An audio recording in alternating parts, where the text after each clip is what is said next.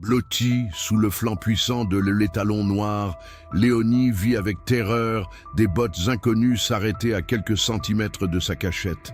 L'homme qui venait de découvrir sa présence pourrait être son sauveur ou son bourreau. Avant de continuer, n'oubliez pas de vous abonner à la chaîne, d'aimer la vidéo et de commenter d'où dans le monde vous regardez. Allons-y. La brume matinale s'accrochait aux collines verdoyantes de la campagne normande comme un voile de mariée. Jean-Pierre Beaulieu, 58 ans, propriétaire du domaine équestre Les Trois Chênes, observait l'horizon depuis la fenêtre de sa cuisine, une tasse de café fumant entre ses mains rugueuses. Ce matin de mars n'était pas comme les autres. Une inquiétude grandissante lui nouait l'estomac depuis que son étalon le plus précieux, Tonnerre, un magnifique percheron à la robe noire comme l'ébène, n'était pas rentré à l'écurie la veille au soir. Il n'est toujours pas revenu? La voix de Mathieu, son fils de 32 ans, brisa le silence. Le jeune homme, grand et élancé comme son père, mais avec les yeux doux de sa défunte mère, s'appuya contre l'encadrement de la porte. Jean-Pierre secoua la tête. Non, et avec cette pluie qui est tombée toute la nuit, je crains le pire. Tu sais comme le terrain devient traître près du ravin de la vieille pierre. Un éclair de détermination traversa le regard de Mathieu. Je vais sceller éclair et partir à sa recherche. Si Tonnerre s'est aventuré près du ravin, pas seul, interrompit Jean-Pierre en posant sa tasse. Je viens avec toi, et appelons François aussi. À trois, nous couvrirons plus de terrain. François Leroy, 45 ans, travaillait pour les Beaulieu depuis plus de 20 ans. Ancien jockey reconverti après une mauvaise chute, il connaissait les chevaux mieux que quiconque dans la région. Sa loyauté envers la famille était inébranlable, surtout depuis que Jean-Pierre l'avait soutenu pendant sa longue convalescence, lui offrant un toit et un travail quand personne d'autre n'en voulait. 30 minutes plus tard, les trois hommes chevauchaient à travers les pâturages détrempés. Le ciel, encore lourd de nuages gris, menaçait de déverser une nouvelle averse.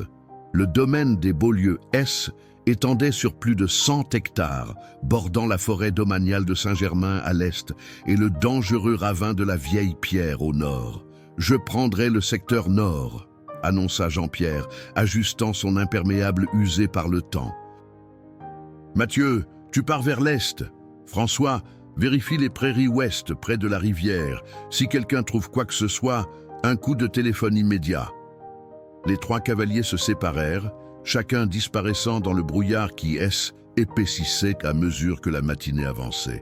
Jean-Pierre sentait son cœur battre plus fort à chaque pas de son cheval. Tonnerre n'était pas seulement un animal précieux, il représentait l'avenir du domaine. Étalon, reproducteur d'exception, ses poulains se vendaient à prix d'or. Maintenant à flot, une exploitation que les difficultés économiques menaçaient depuis des années. Après près d'une heure de recherche, Jean-Pierre approchait du ravin quand son téléphone vibra dans sa poche. C'était Mathieu. « Papa, viens vite, je l'ai trouvé près du vieux chêne foudroyé. Il est à terre. » Le sang de Jean-Pierre se glaça. « Il est vivant ?» coupa Mathieu, la voix tremblante. « Mais il semble blessé. Il y a quelque chose de étrange. Je ne peux pas l'expliquer. Tu dois voir ça. » Sans attendre une seconde de plus, Jean-Pierre talonna sa monture, galopant à travers champs malgré la boue qui éclaboussait son visage.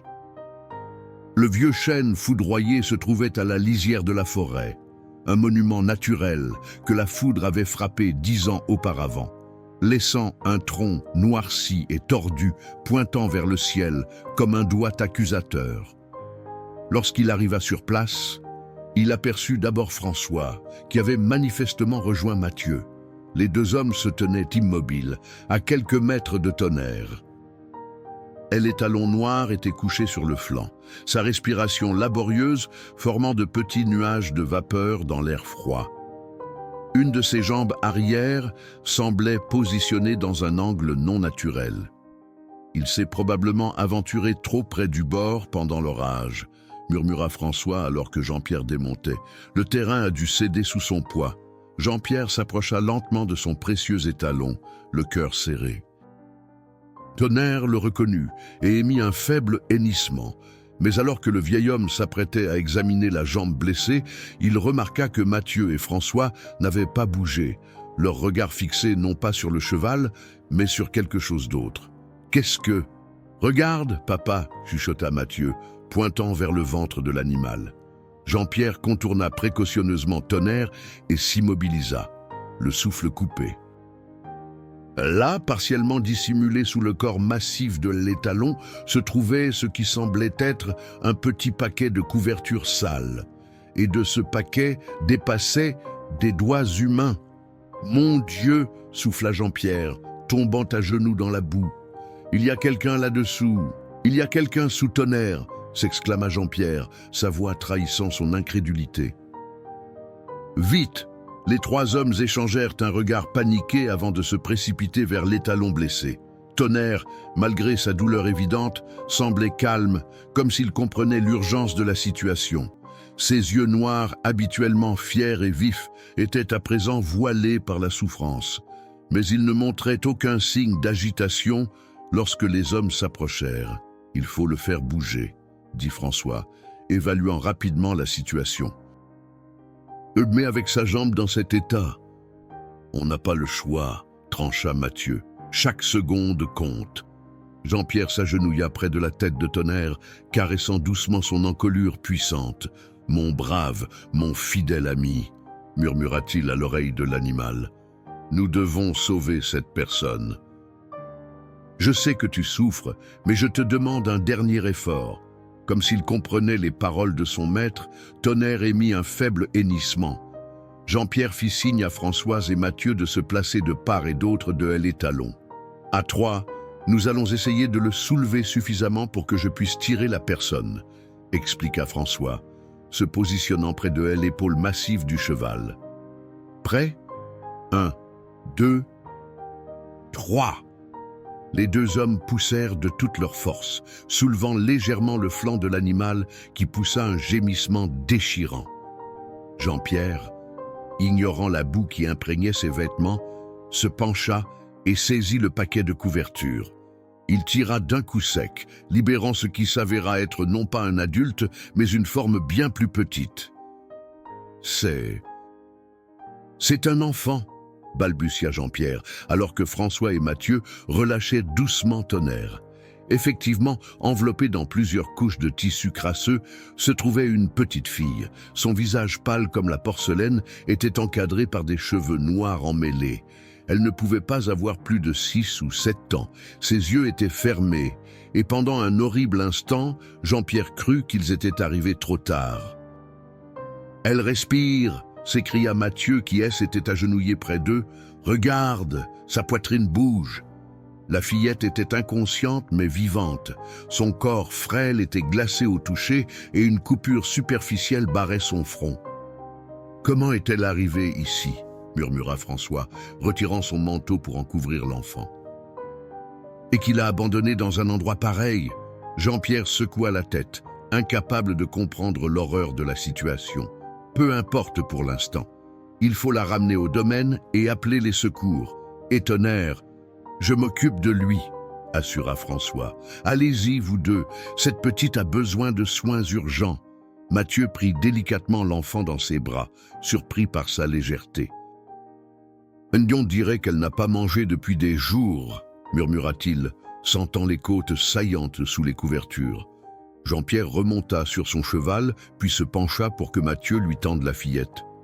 Une fois l'enfant calé contre sa poitrine, il éperonna sa monture, partant au galop vers le domaine.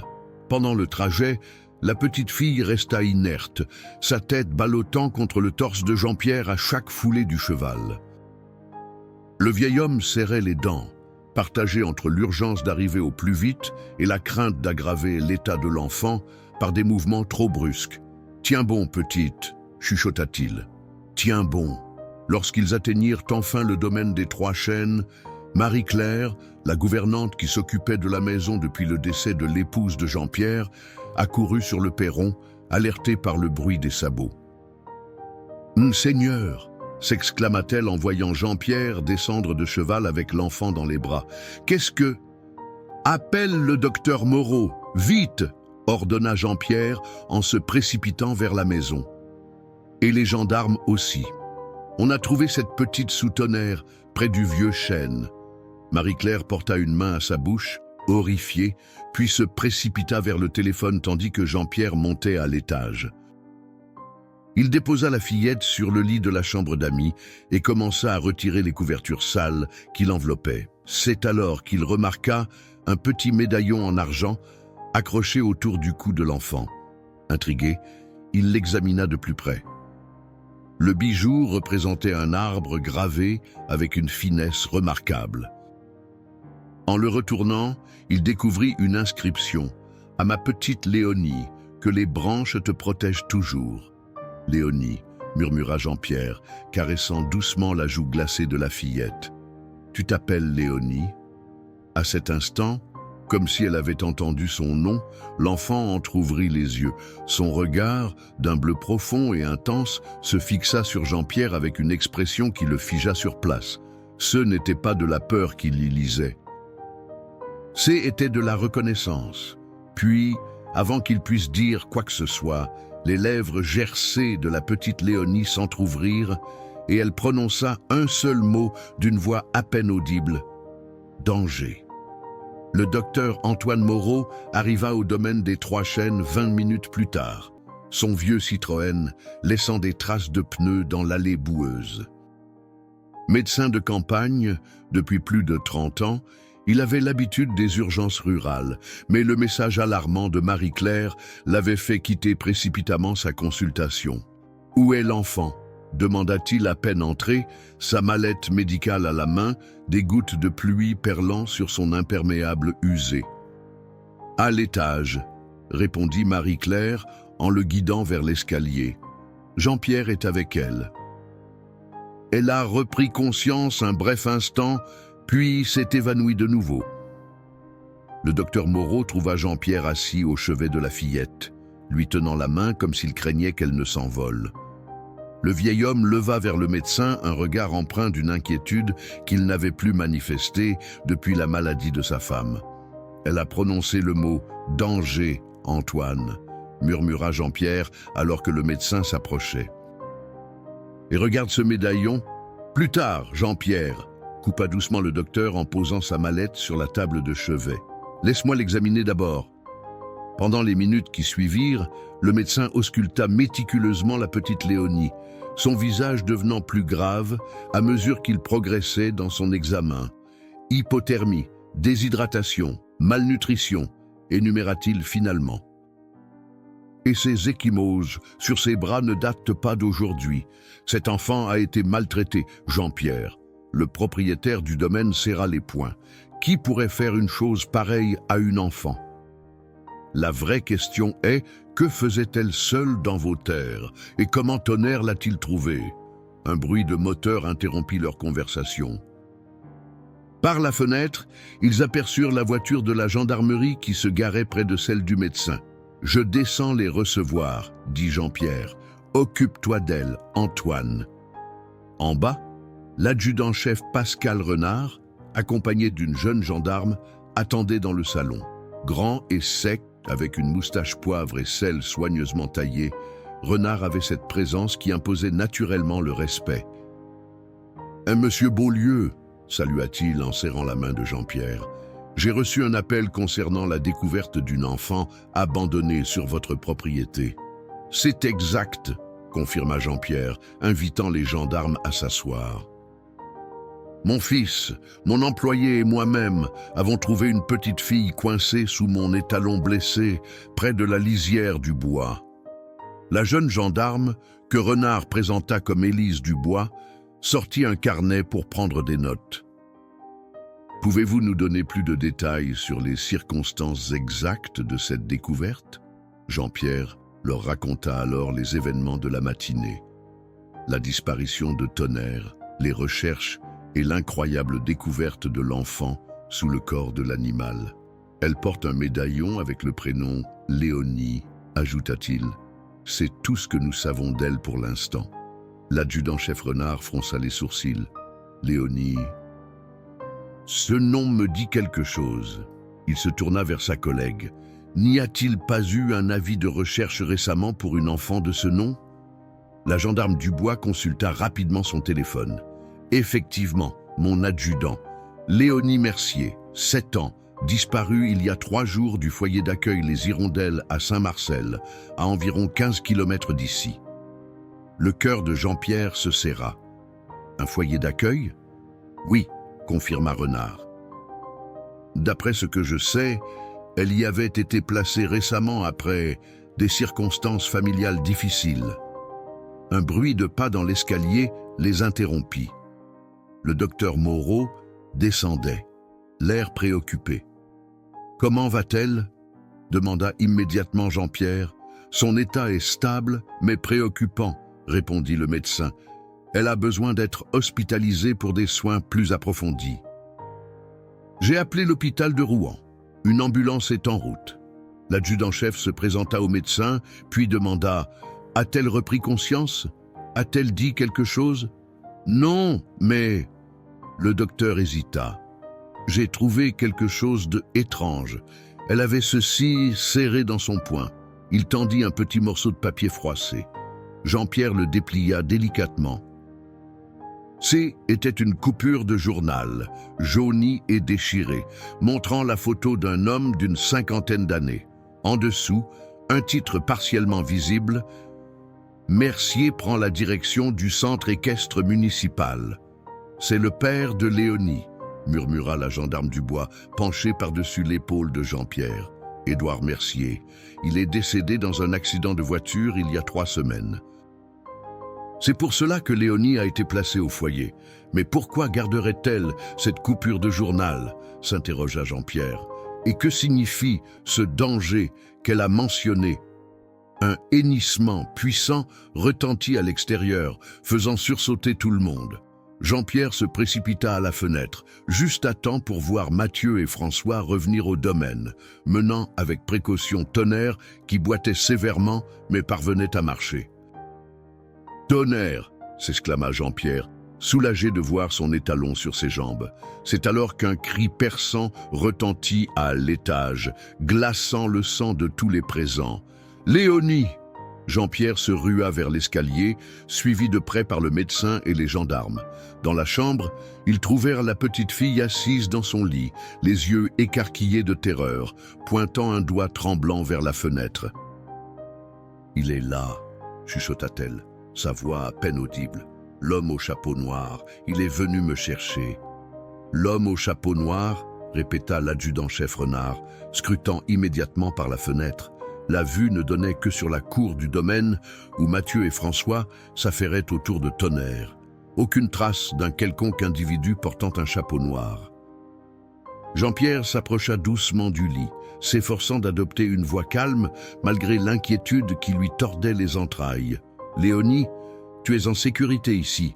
Personne ne te fera de mal. » La fillette tremblait comme une feuille, ses yeux bleus rivés sur la fenêtre. Elle serra le médaillon contre sa poitrine. « Il me cherche, » murmura-t-elle. « Depuis que papa est parti au ciel. » Le docteur Moreau s'assit au bord du lit et prit délicatement le poignet de l'enfant pour vérifier son pouls. « Qui est cet homme, Léonie? Est-ce quelqu'un que tu connais ?» Léonie secoua la tête, ses cheveux noirs encadrant son visage pâle. Il venait voir papa au centre. Ils se disputaient. Papa disait qu'il ne devait plus revenir. La gendarme Dubois s'agenouilla pour se mettre à hauteur de l'enfant. « Est-ce que cet homme est venu te voir au foyer Les Hirondelles ?» Les yeux de Léonie s'emplirent de larmes. « Il m'a dit que papa lui devait quelque chose, que maintenant, était à moi de payer. » Sa voix, haine, était qu'un souffle. « Je me suis enfui. J'ai couru, jusqu'à ce que je tombe dans le noir. » Jean-Pierre échangea un regard inquiet avec l'adjudant-chef. Il était clair que cette histoire dépassait le simple cas d'une enfant fugueuse. « Léonie, » intervint Renard avec douceur, « pourquoi gardais-tu cette coupure de journal sur ton père ?» La petite fille baissa les yeux vers le morceau de papier froissé que Jean-Pierre tenait toujours. « Pour me souvenir. Papa disait que les chevaux étaient notre secret, notre force. » Elle leva soudain la tête, comme frappée par une révélation. « Le cheval noir, est-ce qu'il va bien ?» Il m'a protégé toute la nuit. Jean-Pierre sentit son cœur se serrer. Il s'appelle Tonnerre, et oui, il est blessé, mais il va s'en remettre. Il est très courageux, comme toi. Un faible sourire éclaira le visage de l'enfant. Il est venu quand j'ai appelé. Tu as appelé Tonnerre? Étonna Jean-Pierre. Léonie hocha la tête. J était caché sous l'arbre quand j'ai entendu l'homme au chapeau noir. J'ai appelé comme papa m'avait appris, avec un sifflement spécial. Elle porta 2 doigts à sa bouche et émit un sifflement doux mais distinct. Papa disait que les chevaux comprennent quand on a peur. Au même moment, comme en réponse, un hennissement puissant retentit dans la cour. Jean-Pierre se précipita à la fenêtre et vit Tonnerre, oreilles dressées, regardant en direction de la maison malgré les efforts de Mathieu pour le maintenir tranquille. « Incroyable !» murmura le vieil homme. Le docteur Moreau se leva, l'air préoccupé. « L'ambulance ne devrait plus tarder. Cet enfant a besoin de soins et nous ne devrions pas la fatiguer avec trop de questions. »« Je comprends, » acquiesça l'adjudant-chef Renard, « mais nous devons prendre cette histoire d'homme au chapeau noir très au sérieux, si Léonie est en danger. » Le son d'un moteur interrompit leur conversation. Par la fenêtre, ils aperçurent non pas l'ambulance attendue, mais une berline noire qui s'engageait dans l'allée du domaine. « Ce sont eux » chuchota Léonie, se recroquevillant sous les couvertures. « Ils m'ont retrouvé. » La gendarme du bois dégaina son arme de service et se posta près de la fenêtre. Une Renault Laguna noire, immatriculation 76, je ne distingue pas tous les chiffres. L'adjudant-chef Renard sortit également son arme. Jean-Pierre, reste avec l'enfant et le docteur. Dubois, avec moi.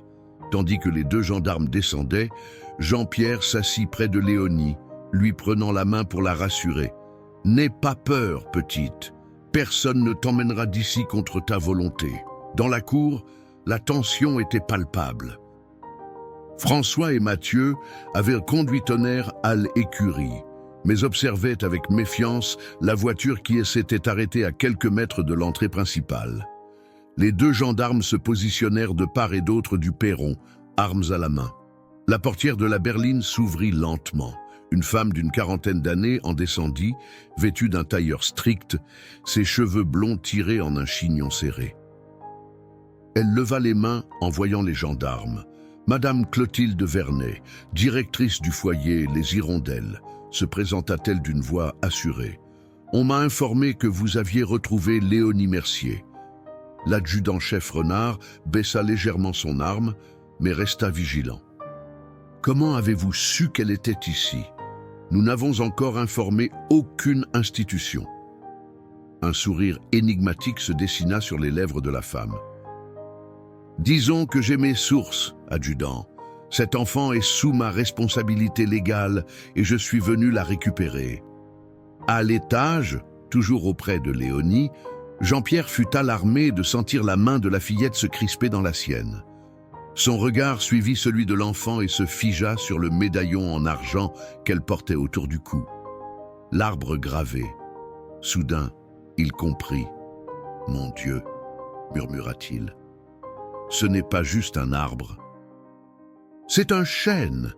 Jean-Pierre fixa le médaillon avec une stupeur grandissante. Un chêne, comme les 3 chênes centenaires qui avaient donné leur nom à son domaine. Une coïncidence? Il n'y croyait guère. « Léonie, demanda-t-il doucement, ton papa connaissait-il cet endroit, le domaine des 3 chênes ?» La fillette hocha lentement la tête.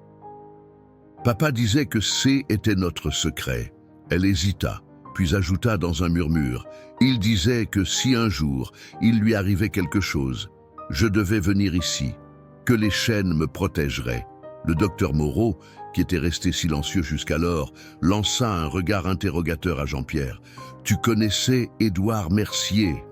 Le vieil homme secoua la tête, perplexe. « Jamais entendu parler de lui avant aujourd'hui. » Pourtant, j'ai l'impression qu'il me connaissait, lui. Un bruit de voix qui élevait leur parvint du rez-de-chaussée. La directrice du foyer semblait avoir haussé le ton. « Restez avec elle », dit Jean-Pierre au médecin, avant de se diriger vers la porte. « Je vais voir ce qui se passe. » Dans le hall d'entrée, l'atmosphère était électrique. Madame Vernet, droite comme un i, faisait face à l'adjudant-chef Renard, qui ne semblait pas impressionné par son autorité. « Je vous répète, madame, que cet enfant ne quittera pas ces lieux tant que nous n'aurons pas tiré cette histoire au clair, » déclarait fermement le gendarme. Des allégations de maltraitance et de menaces ont été évoquées. Des allégations, s'indigna la directrice. Cet enfant est perturbé par la mort de son père. Elle invente des histoires pour attirer l'attention. Nous avons l'habitude de ce genre de comportement au foyer. Jean-Pierre descendit les dernières marches, attirant l'attention de tous. « Madame Vernet, intervint-il, comment avez-vous su que Léonie se trouvait ici ? Personne n'a encore été officiellement informé de sa découverte. » La femme se raidit imperceptiblement. « Comme je l'ai déjà expliqué, j'ai mes sources. La communauté est petite. Les nouvelles voyagent vite. Pas si vite, répliqua Jean-Pierre. Nous l'avons trouvée il y a moins de 2 heures et la seule personne extérieure à cette maison qui ait été informée est le docteur Moreau. » La gendarme Dubois, qui s'était éclipsée quelques instants plus tôt, revint dans le hall, un dossier à la main. « Adjudant, j'ai vérifié les informations de madame. Le foyer Les Hirondelles existe bien, mais... » Elle hésita. « Il y a quelque chose d'étrange. Selon nos fichiers, la directrice s'appelle Sylvie Marchand, pas Clotilde Vernet. » Tous les regards se tournèrent vers la femme blonde, dont le visage S était soudain durci. « Une simple erreur administrative, affirma-t-elle d'une voix moins assurée. Je suis la nouvelle directrice. Ma nomination est récente. » L'adjudant-chef Renard fit un pas vers elle. « Mais madame, je vais devoir vérifier votre identité. Vos papiers, s'il vous plaît. » Un silence tendu s'installa. La femme glissa lentement sa main dans son sac, en sortit non pas des papiers d'identité, mais un téléphone portable. Avant que quiconque puisse réagir, elle appuya sur une touche et dit clairement « Situation compromise, plan B ». Le bruit d'un moteur rugissant déchira soudain le silence de la campagne. Par la fenêtre, ils aperçurent une seconde voiture, un SUV noir, qui fonçait à toute allure dans l'allée du domaine. « À couvert !» hurla Renard, poussant Jean-Pierre derrière un meuble massif, tandis que la prétendue directrice profitait de la confusion pour se précipiter vers la sortie. La gendarme Dubois tenta de l'intercepter, mais fut violemment repoussée. La femme s'enfuit par la porte principale au moment même où le SUV s'arrêtait dans un crissement de pneus devant la maison. À l'étage, le cri de Léonie retentit. Jean-Pierre, ignorant les ordres de Renard, bondit dans l'escalier. Il trouva le docteur Moreau inconscient sur le sol de la chambre, une entaille saignant sur son front. La fenêtre était grande ouverte, les rideaux flottant dans la brise. Léonie avait disparu. « Non !» rugit Jean-Pierre en se précipitant à la fenêtre. Ce qu'il vit lui glaça le sang. Un homme grand et mince, vêtu de noir et portant effectivement un chapeau à large bord, courait vers le SUV, Léonie se débattant sous son bras. Mais avant qu'il ne puisse atteindre le véhicule, un éclair noir surgit de l'écurie. Tonnerre, elle, étalon, malgré sa jambe blessée, chargea l'homme au chapeau avec une détermination féroce. Mathieu et François, qui tentaient visiblement de le retenir, furent pris de court par sa soudaine explosion de vitesse. « Attention !» cria Jean-Pierre, impuissant. L'homme au chapeau noir se figea un instant, surpris par cette attaque inattendue. Ce moment d'hésitation fut suffisant pour que Léonie parvienne à se libérer. Elle tomba au sol et roula sur le côté juste au moment où Tonnerre arrivait à leur hauteur. Ce qui se passa ensuite laissa Jean-Pierre bouche bée. Au lieu de charger l'homme, Tonnerre s'arrêta net devant Léonie, se plaçant comme un bouclier entre elle et son ravisseur. Elle, étalon, se cabra, ses sabots avant battant l'air dangereusement, forçant l'homme à reculer précipitamment. « Impossible !» murmura Jean-Pierre. Dans la cour, l'adjudant-chef Renard et la gendarme Dubois avaient dégainé leurs armes, visant les occupants du SUV qui semblaient hésiter sur la conduite à tenir. Au milieu de ce chaos, une nouvelle sirène se fit entendre. L'ambulance tant attendue arrivait enfin, suivie de près par un autre véhicule de gendarmerie. L'homme au chapeau noir jeta un regard vers ses complices dans le SUV, puis vers Léonie protégée par l'imposant étalon noir. Il sembla calculer ses chances, puis cria quelque chose que Jean-Pierre ne put entendre. L'instant d'après, il bondit vers le SUV qui démarra en trombe, emportant les mystérieux assaillants. « Léonie !» hurla Jean-Pierre, se précipitant hors de la chambre et dévalant les escaliers. Les heures qui suivirent furent un tourbillon d'activité au domaine des Trois Chênes. Les gendarmes avaient établi un périmètre de sécurité, pendant que les ambulanciers s'occupaient du docteur Moreau, qui reprenait lentement conscience. Léonie, tremblante mais indemne, refusait de se éloigner de Tonnerre. Elle, étalon, épuisée par son effort, était couchée dans la cour, sa respiration laborieuse trahissant la douleur de sa jambe blessée. « Il faut absolument l'emmener à l'hôpital pour un examen complet », insistait un ambulancier auprès de Jean-Pierre, désignant Léonie qui caressait doucement l'encolure de Tonnerre. « Essayez donc de la séparer de ce cheval », répondit le vieil homme avec un sourire triste. C'est la deuxième fois qu'il lui sauve la vie. L'adjudant-chef Renard, qui coordonnait les opérations de recherche des fugitifs, s'approcha d'eux, son téléphone à la main. « Nous avons retrouvé la berline noire abandonnée à 3 km d'ici. Quant au SUV, il a été repéré se dirigeant vers l'autoroute A13, mais nous l'avons perdu dans la circulation. »« Qui sont ces gens ?» demanda Jean-Pierre, observant Léonie qui murmurait des mots à l'oreille de Tonnerre. Pourquoi s'en prendre à une enfant? Renard secoua la tête. Nous avons lancé des recherches sur cette Clotilde Vernet. Son nom n'apparaît dans aucun de nos fichiers. Quant au foyer Les Hirondelles, j'ai eu la véritable directrice au téléphone. Elle confirme que Léonie s'est enfuie il y a 3 jours, mais elle ignorait totalement qu'elle avait été retrouvée. Un vétérinaire, appelé en urgence, examinait la jambe de Tonnerre. François et Mathieu l'assistaient, tenant elle étalon qui, étonnamment, restait calme, malgré les manipulations. « Il a une fêlure au canon », annonça le vétérinaire en se redressant. « C'est douloureux, mais ça aurait pu être bien pire. Avec du repos et des soins appropriés, il devrait récupérer complètement. » Jean-Pierre soupira de soulagement. « Tu as entendu, Léonie ? Tonnerre va s'en remettre. » La fillette hocha la tête, un faible sourire éclairant son visage pâle. « Il est fort. » « Papa disait toujours que les chevaux noirs sont les plus forts. Ton papa travaillait beaucoup avec les chevaux, n'est-ce pas ?» demanda doucement Jean-Pierre, s'accroupissant à côté d'elle. « Il les dressait, » répondit Léonie, ses doigts s'attardant sur son médaillon. « Il disait qu'ils parlaient leur langage. Comme moi. » Jean-Pierre échangea un regard avec Renard. « Léonie, pourquoi ton père t'a-t-il parlé des Trois Chênes ? Me connaissait-il » La fillette fronça les sourcils, comme si elle fouillait dans ses souvenirs. Il avait une photo de cet endroit. Il disait que C était important, que C était là que tout avait commencé. « Tout quoi ?» insista Jean-Pierre. Avant que Léonie ne puisse répondre, une nouvelle voiture s'engagea dans l'allée du domaine.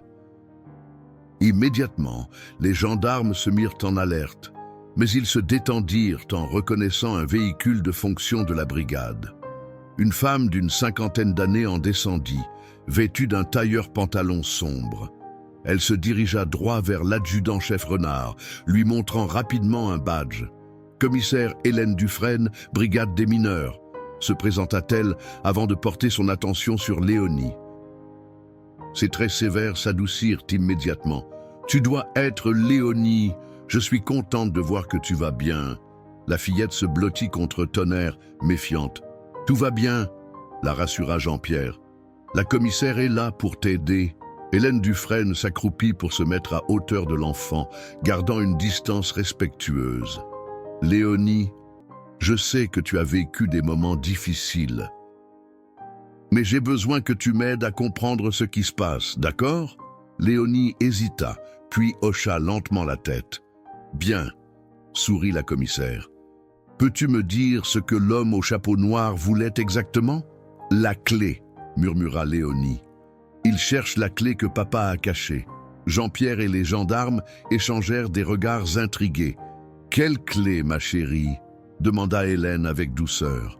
Léonie porta la main à son médaillon. Papa m'a dit que C était là-dedans, que je ne devais le montrer à personne, sauf, encouragea la commissaire. Sauf à l'homme des 3 chaînes. Léonie regarda Jean-Pierre. C'est vous, n'est-ce pas? L'homme que papa voulait que je trouve? Jean-Pierre sentit un frisson parcourir son échine. Je ne comprends pas, Léonie. Je n'ai jamais rencontré ton père. Mais il vous connaissait, insista la fillette. Il avait votre photo. Il disait que vous étiez le seul à pouvoir l'aider. Un silence pesant s'installa, rompu par la voix de François qui, était approché discrètement. « Monsieur, dit-il, s'adressant à Jean-Pierre, le nom d'Édouard Mercier me disait quelque chose. Je viens de me souvenir pourquoi. » Il hésita, jetant un coup d'œil nerveux à Léonie. « Il y a environ 6 mois, un homme est venu au domaine en votre absence. Il cherchait à vous parler d'une affaire urgente. Il a laissé sa carte, mais vous n'avez jamais rappelé. 6 mois? Étonna Jean-Pierre. Pourquoi ne m'en as-tu jamais parlé? François haussa les épaules, mal à l'aise. Vous receviez tellement de sollicitations à cette époque, avec les problèmes financiers du domaine, j'ai dû oublier. La commissaire Dufresne intervint. Monsieur Leroy, vous souvenez-vous du nom sur cette carte? Parfaitement, répondit François. Édouard Mercier, consultant en sécurité équestre. Léonie tressaillit à la mention de son père et s'agrippa au médaillon. Jean-Pierre remarqua ce geste et eut soudain une intuition. « Léonie, dit-il doucement, est-ce que je peux voir ton médaillon de plus près ?» La fillette hésita, puis retira lentement la chaîne de son cou et la lui tendit avec réticence. Jean-Pierre examina attentivement le bijou. Le chêne gravé était d'une finesse remarquable, mais ce qui attira son attention fut un minuscule mécanisme presque invisible sur le côté. « C'est un médaillon qui s'ouvre, » murmura-t-il. Avec délicatesse, il manipula le petit loquet. Le médaillon s'ouvrit, révélant non pas une photo comme on aurait pu s'y attendre, mais une minuscule clé USB. « Mon Dieu !» souffla Hélène Dufresne. « C'était donc ça !» Un silence lourd s'abattit sur l'assemblée, tandis que tous fixaient la minuscule clé USB nichée dans le médaillon. Le ciel était assombri, annonçant un orage imminent, comme si la nature elle-même pressentait la gravité de ce qui était en train de se jouer. « Il nous faut un ordinateur », déclara la commissaire Dufresne, prenant délicatement la clé USB des mains de Jean-Pierre. « Dans mon bureau ?» répondit ce dernier, se relevant avec une grimace qui trahissait la fatigue accumulée durant cette journée éprouvante. Léonie s'agrippa soudain à la manche de Jean-Pierre. « Non !» s'écria-t-elle. « Papa a dit que personne ne devait la voir, sauf vous. »« C'est dangereux !» La commissaire s'accroupit de nouveau face à l'enfant. « Léonie, nous sommes là pour t'aider, pour comprendre pourquoi ces gens te poursuivent et faire en sorte qu'ils ne puissent plus te faire de mal. » La fillette secoua vigoureusement la tête. L'homme au chapeau noir a dit qu'il y avait des gens partout, des gens qui travaillaient pour lui, même chez les gendarmes. Cette déclaration jeta un froid. L'adjudant-chef Renard et la gendarme Dubois échangèrent un regard inquiet. « Léonie, » intervint Jean-Pierre d'une voix douce, « je te promets que nous serons prudents, mais nous devons savoir ce que ton père a laissé sur cette clé. » L'enfant hésita, son regard passant de Jean-Pierre à Tonnerre, comme si elle cherchait conseil auprès de l'étalon. Finalement, elle hocha lentement la tête. « D'accord, mais seulement vous et moi d'abord. » Comme papa l'a dit, la commissaire Dufresne allait protester, mais l'adjudant-chef Renard l'arrêta d'un geste. « Elle a peut-être raison, » murmura-t-il. « Si des gens sont impliqués dans cette histoire, mieux vaut limiter le nombre de personnes au courant. » Jean-Pierre prit la clé USB et la main de Léonie. « Venez avec moi, toutes les deux, » dit-il à l'adresse de la fillette et de la commissaire. Puis, se tournant vers Mathieu et François, « Veillez sur Tonnerre. Il a besoin de soins et de repos. Monsieur Beaulieu, l'interpella le vétérinaire qui terminait de bander la jambe de l'étalon. Cet animal a besoin d'être transféré à l'écurie. Il ne peut pas rester allongé ici. Léonie se raidit. Non, il doit venir avec nous. Jean-Pierre soupira. Léonie, Tonnerre est blessé. Il a besoin de... S'il vous plaît, supplia la fillette, les larmes aux yeux. Il m'a protégé.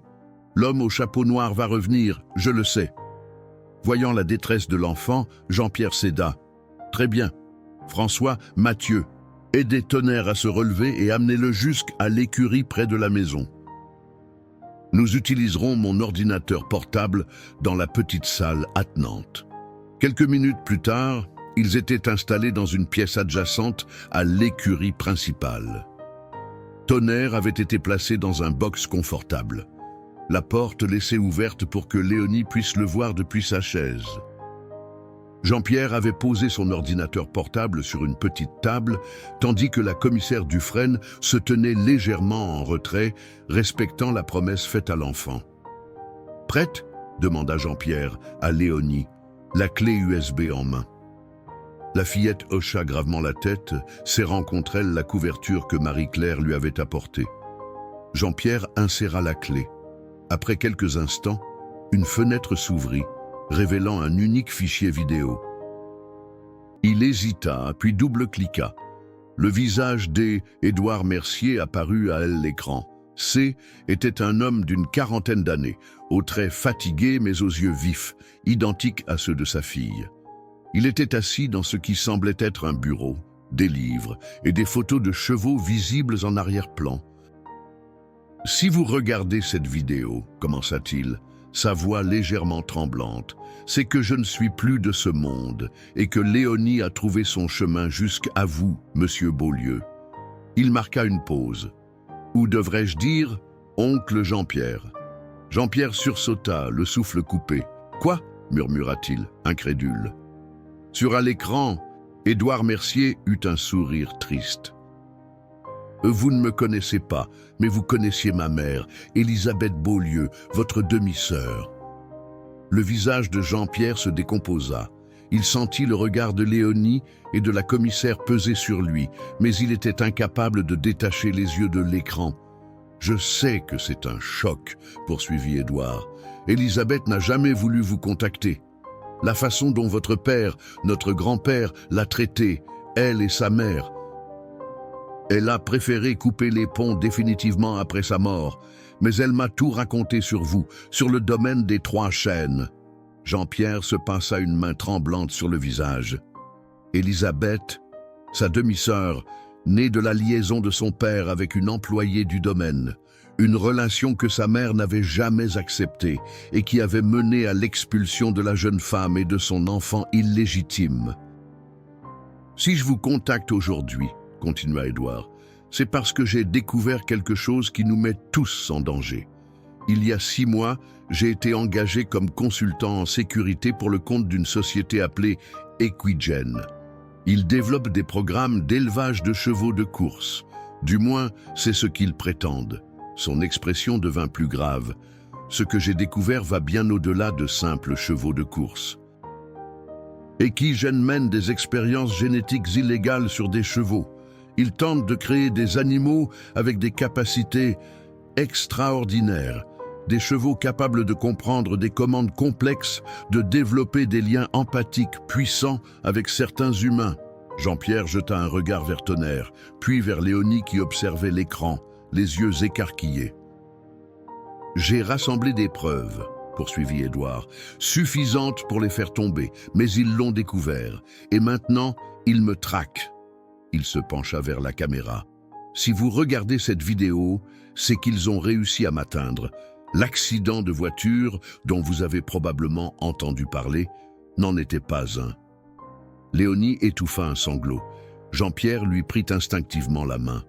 « Si les preuves complètes sont cryptées sur cette clé, » expliqua Édouard. « Le mot de passe est le nom de votre premier cheval, celui dont ma mère m'a tant parlé. » Il sourit faiblement. « Je sais que vous vous souviendrez. » La vidéo se figea sur son visage, laissant Jean-Pierre pétrifié. submergé par des souvenirs qu'il croyait enfouis à jamais. « Étoile », murmura Jean-Pierre, le regard perdu dans le vide. Mon premier cheval s'appelait Étoile.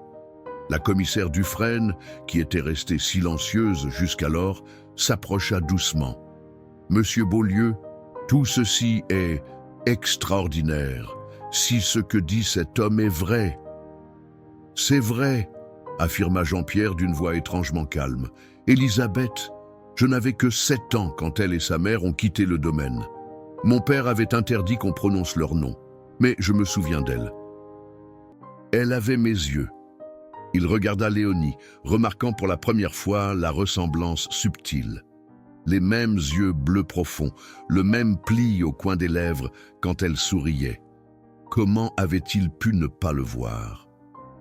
D'une main légèrement tremblante, il tapa le mot « étoile » dans la fenêtre qui venait d'apparaître sur l'écran. Immédiatement, plusieurs dossiers s'ouvrirent, révélant des documents, des photos et d'autres vidéos.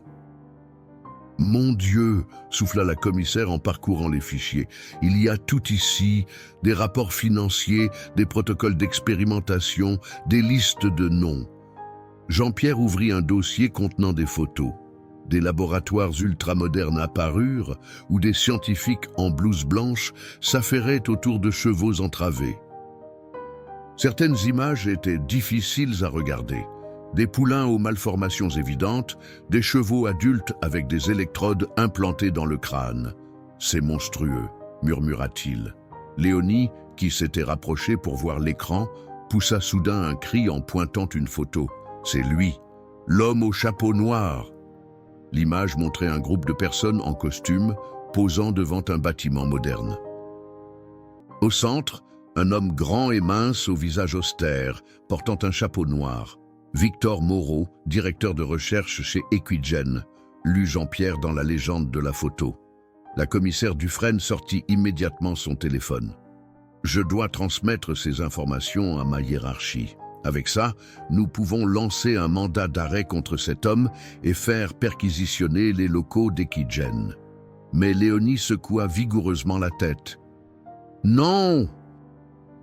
Papa a dit qu'ils avaient des gens partout. C'est pour ça qu'il ne faisait confiance que à Monsieur Jean-Pierre. »« Léonie, » intervint doucement la commissaire, « je comprends ta méfiance, mais je te promets que... » Elle fut interrompue par un hennissement puissant de tonnerre. Elle, étalon S, était redressée dans son box, les oreilles dressées, tous ses sens en alerte. Jean-Pierre se figea. Quelque chose ne va pas. Au même moment, ils entendirent des voix agitées provenant de l'extérieur, suivies du bruit caractéristique d'un hélicoptère qui se rapprochait. L'adjudant-chef Renard fit irruption dans la pièce, le visage tendu. Un hélicoptère non identifié vient de se poser dans le champ voisin et nous avons perdu le contact avec la patrouille postée à l'entrée du domaine. Jean-Pierre réagit instantanément. Il ferma l'ordinateur portable, l'arracha de sa prise et le fourra dans un sac. « Ils arrivent, nous devons partir. »« Où ?» demanda la commissaire, déjà sur ses pieds. « Par le souterrain, » répondit Jean-Pierre. Ce domaine a plus de 2 siècles d'histoire. Pendant la Seconde Guerre mondiale, mes grands-parents y cachaient des résistants. Il y a un passage qui mène jusqu'à la forêt. Léonie S. était précipité vers Tonnerre, s'accrochant à son encolure. On ne peut pas le laisser. Jean-Pierre regarda l'étalon blessé, déchiré entre la nécessité de fuir rapidement et son attachement à l'animal. Léonie, Tonnerre ne peut pas... Il peut marcher, insista la fillette. Il est fort. N'est-ce pas, Tonnerre? Comme pour lui donner raison, l'étalon hennit doucement et fit un pas hésitant hors de son box, malgré sa jambe bandée. C'est de la folie, murmura Renard. Nous n'aurons jamais le temps. Jean-Pierre prit une décision. Renard, vous et vos hommes, faites diversion. Hélène, venez avec nous. Mathieu et François doivent déjà être en train de préparer la défense du domaine. Prévenez-les de notre plan. Le gendarme hocha la tête et disparut rapidement. Léonie, dit Jean-Pierre en s'accroupissant devant la fillette. Le tunnel est étroit et sombre. Tonnerre va avoir du mal à nous suivre avec sa blessure. Tu es sûr qu'il peut le faire? Pour toute réponse, Léonie ferma les yeux et posa son front contre celui de elle et Talon. Un silence étrange s'installa, comme si une communication silencieuse établissait entre l'enfant et l'animal. Après quelques secondes, elle rouvrit les yeux. « Il comprend ?» dit-elle simplement. « Il nous protégera. » Au dehors, le bruit de l'hélicoptère S était tu, remplacé par celui de véhicules qui approchaient. À travers la petite fenêtre, Jean-Pierre aperçut plusieurs 4x4 noirs qui s'arrêtaient devant la maison principale. « C'est maintenant ou jamais », déclara-t-il, prenant Léonie par la main tandis que Tonnerre les suivait docilement. L'entrée du souterrain est dissimulée dans la cave à vin. Ils se dirigèrent vers la maison par une porte dérobée, évitant soigneusement les fenêtres. Dans la cour, ils aperçurent des hommes en tenue sombre, armés, qui prenaient position autour du domaine. « Ce ne sont pas des policiers », murmura la commissaire. « À qui sont ces gens ?»« Les hommes de Victor Moreau », répondit Jean-Pierre, alors qu'ils atteignaient enfin la porte de la cave. « Et ils sont prêts à tout pour récupérer ces preuves. » Et Léonie. La cave à vin des Trois Chênes était un labyrinthe de couloirs étroits et d'alcôves remplies de bouteilles poussiéreuses. Jean-Pierre guidait le petit groupe à la lueur de son téléphone portable, sa main serrant fermement celle de Léonie. Derrière eux, Tonnerre avançait avec une détermination stoïque, son sabot blessé frôlant à peine le sol de terre battue. La commissaire Dufresne fermait la marche, jetant des regards inquiets par-dessus son épaule. « C'est ici !» chuchota Jean-Pierre, s'arrêtant devant ce qui semblait être un simple mur de pierre. Il appuya sur l'une des pierres qui s'enfonça légèrement, révélant un mécanisme caché. Un déclic se fit entendre et une section entière du mur pivota, dévoilant un passage obscur. « Et comment Tonnerre va-t-il passer ?» s'inquiéta Léonie, fixant l'ouverture qui paraissait trop étroite pour l'imposant étalon. « Le tunnel S élargit après l'entrée », expliqua Jean-Pierre. « Mes ancêtres l'avaient conçu pour y faire passer des chevaux en cas de nécessité. » Au-dessus d'eux, des bruits de bottes et des éclats de voix indiquaient que les hommes de Moreau avaient pénétré dans la maison. Un coup de feu retentit, suivi d'un bruit de verre brisé. « Vite !» pressa la commissaire. Jean-Pierre s'engagea le premier dans le passage, tirant doucement Léonie derrière lui. La fillette se retourna, murmurant quelques mots à l'oreille de Tonnerre qui, contre toute attente, se baissa pour franchir l'étroite ouverture. La commissaire referma le passage derrière eux, les plongeant dans une obscurité presque totale, uniquement atténuée par la faible lueur des téléphones. Le tunnel était exactement comme Jean-Pierre l'avait décrit, étroit au début, puis élargissant progressivement. L'air y était humide et lourd, chargé de l'odeur de la terre et du temps. Ils avançaient aussi vite que possible, conscients que chaque minute comptait. « Regardez !» murmura soudain la commissaire, pointant vers des marques sur les parois. « Ce sont des noms. » Jean-Pierre dirigea la lumière vers les inscriptions. Des dizaines de noms étaient gravés dans la pierre, accompagnés de dates remontant aux années 1940. « Les résistants que ma famille a aidés », expliqua-t-il, ému. Ils gravaient leurs noms avant de partir, comme un témoignage. Ils continuèrent leur progression en silence, le seul bruit étant celui de leurs pas et du souffle laborieux de Tonnerre.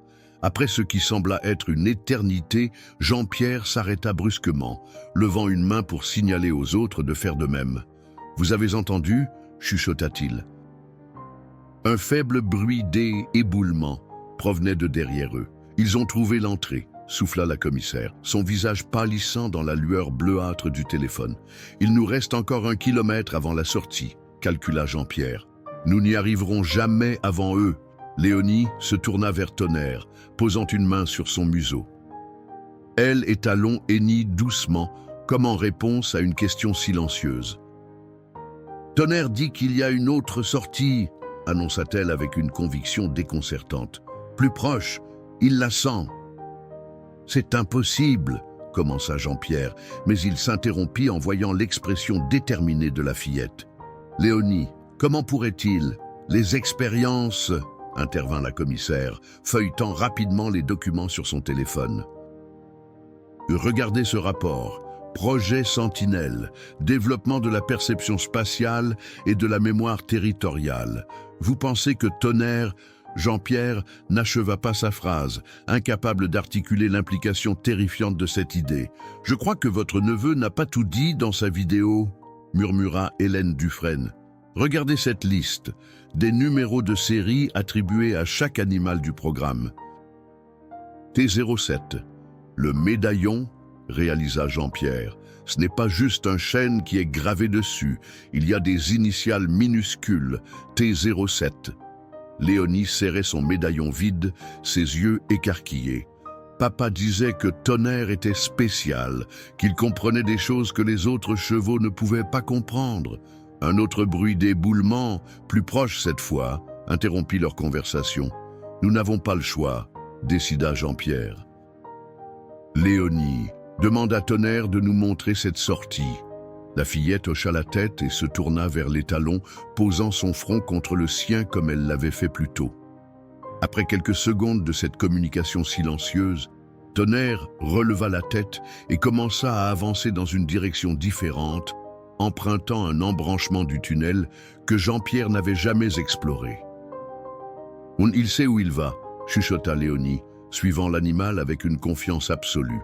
Le passage devenait de plus en plus étroit, les obligeant parfois à se mettre de profil pour avancer. L'air se raréfiait, et Jean-Pierre commençait à craindre qu'il ne s'enfonce dans un cul-de-sac quand Tonnerre s'arrêta, grattant le sol de son sabot valide. Jean-Pierre dirigea la lumière vers le plafond et aperçut ce qui semblait être une trappe. « C'est ça !» s'exclama-t-il, soulagé. « Une sortie de secours. Je n'en connaissais pas l'existence. » Avec l'aide de la commissaire, il parvint à déverrouiller le mécanisme rouillé. La trappe s'ouvrit, laissant entrer un filet d'air frais et la lueur du crépuscule. « Où sommes-nous » demanda Hélène, tandis que Jean-Pierre se hissait pour jeter un coup d'œil. « Dans la vieille chapelle » répondit-il, stupéfait. « À moins de 100 mètres de la lisière de la forêt. » Des voix et des bruits de pas résonnaient maintenant clairement dans le tunnel derrière eux. « Vite !» pressa Jean-Pierre, aidant Léonie à grimper. Ils approchent. La vieille chapelle des Trois Chênes, abandonnée depuis des décennies, n'était plus qu'une carcasse de pierre, envahie par la végétation. Jean-Pierre aida la commissaire à sortir du passage souterrain. Puis ils se tournèrent vers le problème le plus épineux. Faire remonter Tonnerre par l'étroite ouverture. « Il ne passera jamais !» murmura Hélène Dufresne, le désespoir perçant dans sa voix. Les bruits de leurs poursuivants se rapprochaient inexorablement. Ils n'avaient plus que quelques minutes d'avance. Léonie s'agenouilla près de la trappe, caressant l'encolure de l'étalon qui avait passé sa tête par l'ouverture. « Tu dois essayer », chuchota-t-elle. « Je t'en prie. » Comme s'il comprenait parfaitement l'urgence de la situation, Tonnerre se cabra légèrement dans l'espace restreint du tunnel, plaçant ses jambes avant sur le rebord de la trappe. Avec un effort surhumain, l'animal puissant se hissa hors du passage, sa jambe blessée tremblant sous l'effort. « Incroyable !» souffla Jean-Pierre. À peine Tonnerre était-il sorti que des voix résonnèrent clairement dans le tunnel. « Ils sont tout près !» chuchota la commissaire en refermant silencieusement la trappe. Jean-Pierre scruta les alentours. La forêt était leur meilleure chance, mais ils devraient traverser une 50aine de mètres de terrain découvert pour l'atteindre. « Nous n'avons pas le choix », décida-t-il. « À mon signal, nous courons vers les arbres. » Léonie grimpa sur le dos de Tonnerre, s'agrippant à sa crinière. Elle et Talon, malgré sa blessure, semblait prêt à galoper. Le moment de vérité arriva. Jean-Pierre donna le signal et ils élancèrent vers la lisière de la forêt. Tonnerre, portant Léonie, prit rapidement de l'avance malgré sa jambe blessée. Ils avaient presque atteint les premiers arbres quand un cri retentit derrière eux. « Là-bas !» « Arrêtez-les !» Le crépitement d'une arme à feu déchira le silence du crépuscule. Jean-Pierre sentit une brûlure fulgurante à l'épaule, mais continua sa course effrénée. Soudain, le vrombissement d'un moteur se fit entendre. Un véhicule surgit d'entre les arbres, leur barrant la route. Jean-Pierre s'apprêtait à changer de direction quand la portière s'ouvrit, révélant Mathieu. « Papa, vite !» Sans hésiter, ils se précipitèrent vers le 4x4. La commissaire monta à l'avant tandis que Jean-Pierre grimpait à l'arrière, grimaçant de douleur. « Et tonnerre !» cria-t-il à Léonie, qui avait déjà dirigé l'étalon vers les profondeurs de la forêt. « Il sait où aller !»